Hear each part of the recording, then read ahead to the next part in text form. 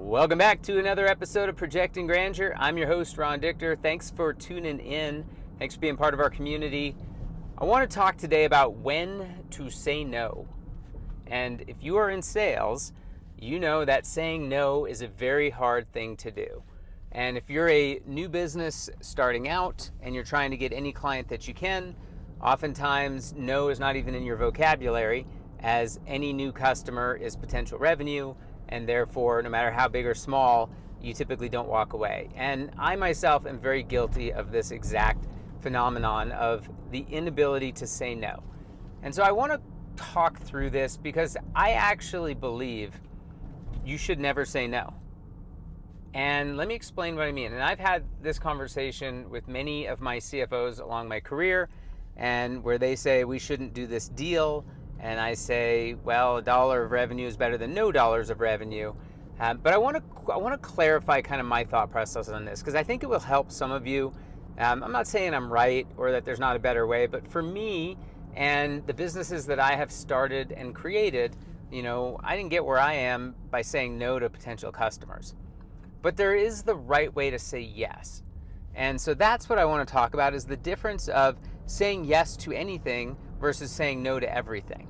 So when you have a potential customer, and let's back up even further, you got to know what your product is worth, and you also have to know the amount of dollars and time it takes to deliver your product. And when you can quantify the time it takes to deliver, the time it takes to sell, the time it takes to support, and you can put that into a dollar amount, well, now you know the actual cost of what that product cost you. Not just the actual COG of what it actually costs, but the actual intangibles of long-term supporting that product, service, whatever it is that you're offering. And when you can get a good understanding of that, then you can make objective decisions that aren't based on, emotions on whether you should or shouldn't, earn this deal. So I used a example, I don't know, it was probably a couple weeks ago, about the game of freestyle, saying that every game is winnable. Well, I think every deal is a deal worth winning if the terms are right. And so I think that sometimes the art of when to say yes and when to say no get lost in the proof points of, does the deal financially make sense? And so if you understand what the value or what the cost of the product or service is, and you understand what the cost of delivering and supporting the product and service is, you have a fixed dollar amount. And then if you understand how long you're willing to go before you actually make money on the product or service, well, now you have the variables you need so that you can make objective decisions that don't have the basis based on feel or emotion.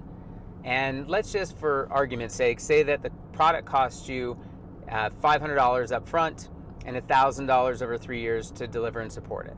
So you've got a $1,500 value or cost of a product over a 3-year time frame. And let's say whatever it is that you're doing has a 3-year contract or 3-year average lifespan of a customer. And so let's just say you keep the customer for 3 years. So we know that it costs $1,500 to support and deliver the product over 3 years. And so anything that's above $1,500 would be profit. Anything that's below $1,500 would not be profit, right? So that seems like pretty easy math to make the determination on, okay, I do or don't want to do this deal based upon over a 3-year time frame. Am I going to make money? And if the answer is no, then that would be a time where you say no, or that's a time where you change the economics on the deal. And there have been a lot of times in my career where somebody wants the product or service that I'm offering, but they want it at a price that I'm not willing to deliver. And so it's not as if you're saying no to that client. You're just saying, here's the best that I can do. Let me know if it works for you. And I think that we get so fixated on what the customer is asking for, and then that becomes the driving factor on whether we do or don't do the deal. But when you draw a line in the sand, what ends up happening is that you are saying to your prospective customer, here's the value of what I'm offering. And if I go any less than that, I can't deliver the excellent support, service, whatever it is you're doing. I can't deliver that because there's a cost to it. Whether the cost is in product or the cost is in labor and people and support, like you have an actual cost. And so if somebody wants to buy something and they want to try to gut you down on the price, Well, then you have to ask them, like, you want to buy this because of these things. The only way these things actually can happen is that we have to make a minimum dollar amount on our product for it to make sense. And then what I like to do in this scenario is one step further is I just like to lay my cards on the table. And I say to the prospective customer, like, over a span of 3 years, how much money should I be able to make on this product? And they'll throw a number. They're not going to ask you to not make any money. And so when they throw that number, I would say, great, it costs us, in this example, $1,500.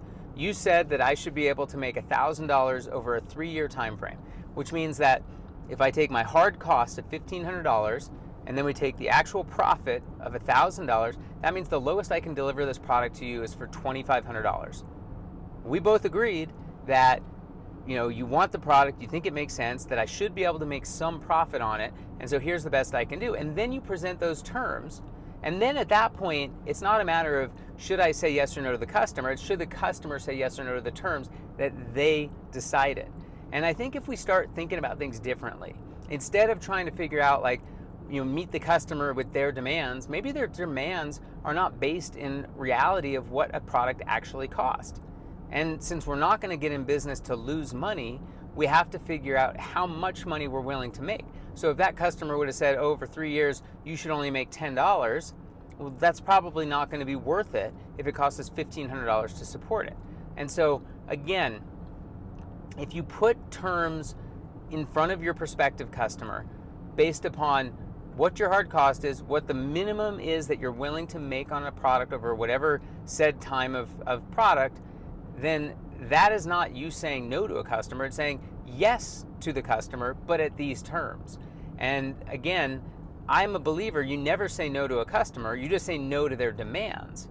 And saying no to their demands may inevitably lose the deal, but that's okay. But at least at that point, you're not saying to the customer, no, I'm not interested in doing business with you. You're saying, I am interested in doing business with you. However, I can't at the terms you've presented because it's not financially feasible. However, at these terms, so that you can get this exemplary whatever product service offering, at these terms, yes, I will do business with you. And I think when you put things in that perspective, a fellow business owner will actually understand, they'll appreciate, and they'll find more value not only in your product and service, but you as a person and the company, that you held your ground, you showcased the value of what you're offering, and you said, look, for me to deliver this product, here's the minimum that we can make, or it's just simply not worth it, and we won't be able to deliver the whole reason why you're buying from us in the first place. So my point today, really simple. We're not saying no to anyone. We're saying yes to everyone. We're just controlling the terms of where we're willing to say yes. And then if the customer elects to say no, that's their choice. But I'm not saying no to them. They're saying no to my terms, and I can live with that. Hope you find this helpful. My name is Ron Dichter. This is Projecting Grandeur. Please do not forget to like and comment, and most importantly, share. Get the word out. Let's pass this on. Let's make this place awesome. And we're going to do it together. Thanks so much for tuning in. Have a good day.